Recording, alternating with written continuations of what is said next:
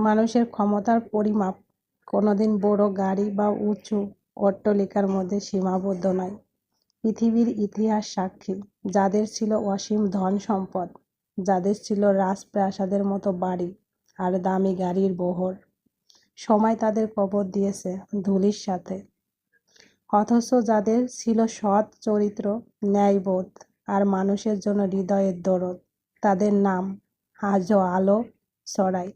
বড় গাড়ি মানুষকে সাময়িক দম্ভ দিতে পারে, উঁচু দালান মানুষকে বাহ্যিক পরিচয় দিতে পারে, কিন্তু এগুলো কখনো স্থায়ী মর্যাদা আনে না। আসল ক্ষমতা হলো জ্ঞানে, সততায়, বিনয়ে আর মানবিকতায়। কারণ মানুষের মৃত্যু হলে গাড়ি অন্যের হাতে যায়, দালান উত্তরাধিকারীর নামে লিখে দেওয়া হয়, অথচ মহান চরিত্র আর ভালো কাজ প্রজন্মের পর প্রজন্ম বেঁচে থাকে। তাই বড় হওয়ার পরে প্রতিযোগিতায় যেন গাড়ি না হয়,